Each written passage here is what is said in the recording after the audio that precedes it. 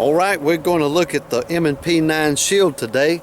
I picked this up yesterday, brought it out to the range today to shoot it a little bit, and I'm not really qualified yet to give you a thorough review of this pistol. I've shot just a few rounds through it.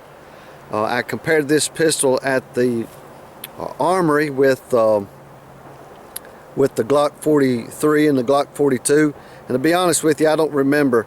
One of those, the 42 or the 43, is a 380 and the other is a 9mm, and I compared both of those with this, and I chose this one because I have a 9C from Smith & Wesson, and the price of this one was about $50 to $60 less, so I went ahead and went with this because I really like the Smith & Wesson, the style of it, the looks of it, and as well as my experience with the Smith & Wesson 9 Compact. I really like the trigger, the accuracy, and all of those things. Now this M&P 9 Shield is what I would call fairly accurate. I wouldn't call it I wouldn't even just say accurate. I would just say it's fairly accurate for what it is. It's very lightweight. It's very thin. You can see it's in comparison to my thumb there. It's very thin pistol.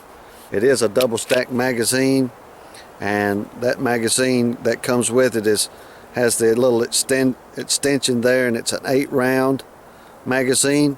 The extra mag that comes with it is just a 7-round mag, and you can see that changing from the extended mag 8-round to the regular mag 7-round, that it's going to change your grip just a little bit. Now I can fit my whole hand on that smaller one, but it is significantly different when you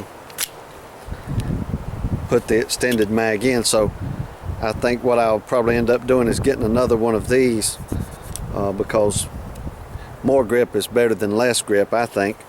But at any rate, this one's alright, and this is going to be ultimately a pocketbook carry for my wife, who just got her concealed carry permit, which in Georgia now it's just a carry permit, and thanks to our wonderful government in Georgia that has just given us some of the best gun protections. I don't even call them gun laws, they're gun protections in the country. And so, but at any rate, my wife is in training now to be able to protect herself, and she'll be carrying this, no doubt, unless I find something better. But at any rate, so far, just from shooting it a little bit, it shoots just a little higher than your aim point, and maybe that'll work out with technique and trial and error, but I'm not even sure I'm going to show you any footage of shooting it right now, because we've done that so many times before. But you can see kind of the size of it here. I've got a blade tech that I bought with it, inside the belt, for inside the belt carry, and of course that's what that looks like. You slide the holster inside your belt, and for your comfort there, it has a blade that runs all the way up the length of the pistol on that side, and this side of course is the outboard, and just slides down in between your belt and your shirt, hooks on pretty good, and comes out with no problem. Releases, it holds well and releases well. And so Smith & Wesson 9C, so far so good. I don't have any complaints about it.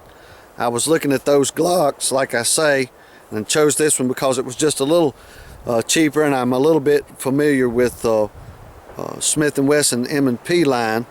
But also shooting it on the range this morning, I happened to be shooting next to a couple of gentlemen who had on their person Glock 43. I think it's a 43. That's the 9mm version. It may be the 42. Forgive me for not knowing that, but they allowed me to shoot it, the 9mm version of that Glock, and it's very nice. I really enjoyed shooting it, but shooting one magazine from that and then one magazine from this, there's not much discernible difference between the rise of the muzzle when it fires. It feels pretty much the same when the round ignites and the pistol jumps. They feel very similar. Because it's so small and lightweight, you can definitely feel the leverage, and I don't know if you ever gave that much thought about when the leverage of the pistol in your hand, but if you think about levers and such things as that, if I get a good grip here and I pull up, it's very easy to manipulate my pistol hand or my pistol wrist. It's very easy to break that stability because of leverage. Well, when the round fires, the same thing takes place. Leverage is gained between your handle, which goes this way, and your frame and slide, which goes this way.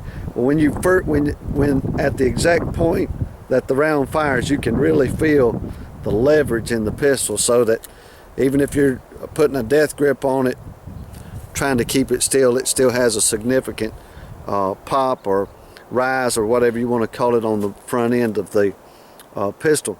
And that's to be expected, and I've not fired a ton of small pistols like this, with the exception of 22s, but it's definitely different. It feels different than the 9C even, and the 9C is a very good pistol, but it feels different from that, and significantly, and it definitely feels different than my 1911, which I absolutely love and is my carry pistol, Springfield Range Officer Compact, and I think you've seen that one probably.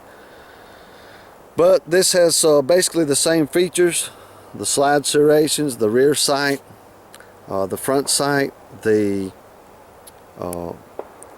round indicator in battery. It's all the same thing.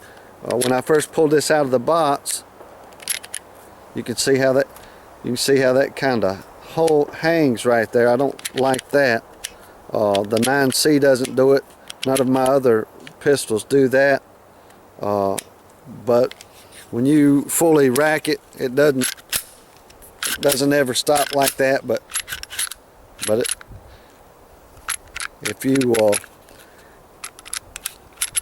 you don't let it go back completely with all of its force, it's liable to catch up on you like this. So I don't really like that. I'm hoping that'll work out. If not, I'll send it back and have it looked at, because that's definitely something that I don't like. But at any rate, the slide and the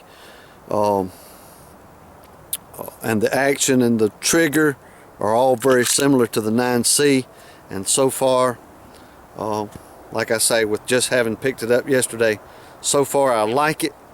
I like the idea of it, and I like that my wife is going to have no problem with the grip, the size, and it's definitely not, even though it does have significant muzzle rise when it's fired, it's not a 45 or anything like that. So I'm sure we'll talk about this pistol at a later date. Try to put up some video of it being fired real soon, maybe today, I don't know. But one other thing that I really like about this pistol, I'm trying to get you zoomed in on it there. The serial number of this pistol is HKA 1076, and I didn't notice that till I got home with it, but that excited me a whole lot, because my platoon number in Marine Corps boot camp was 1076, and so that's a 1 in a million chance of that ever happening, getting a pistol with your platoon number as a serial number. So I thought that was pretty neat, and if you've ever been to Marine Corps boot camp, you'd probably think that's pretty neat too, so thought I'd let you see that. I'm not sure if you can get it focused there, but 1076. D Company. All right, we'll see you later.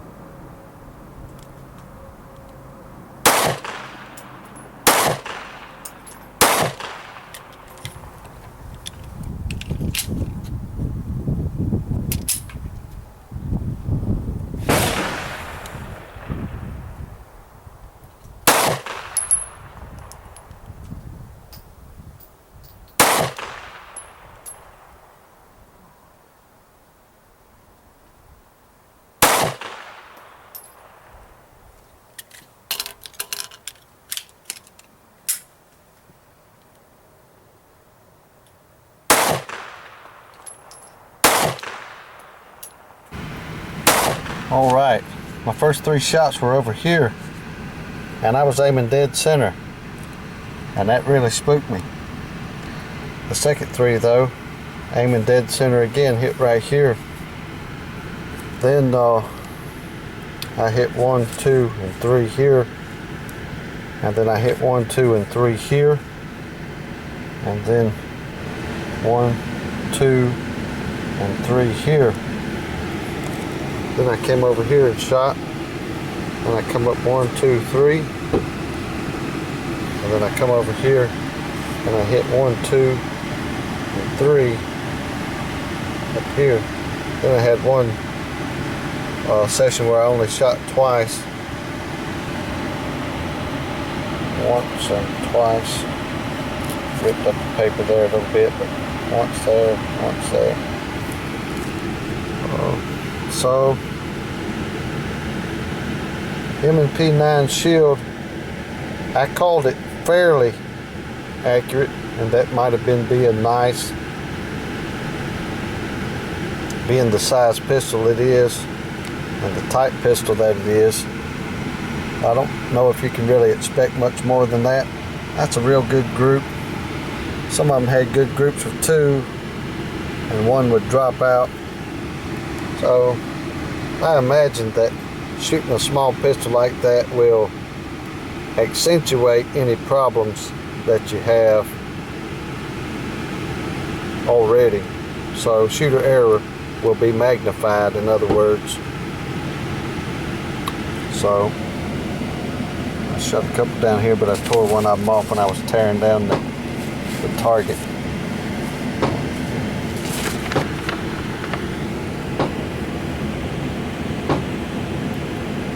I'm pretty sure the other one was down here, the best of my memory.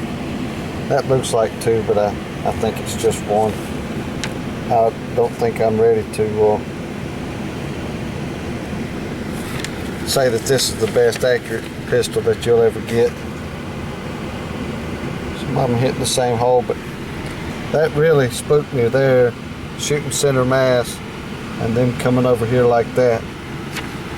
Really made me take my time a little bit. Like I say, shooting with the M&P 9 shield, it's going to magnify any flaws. So well aimed shots are going to do all right,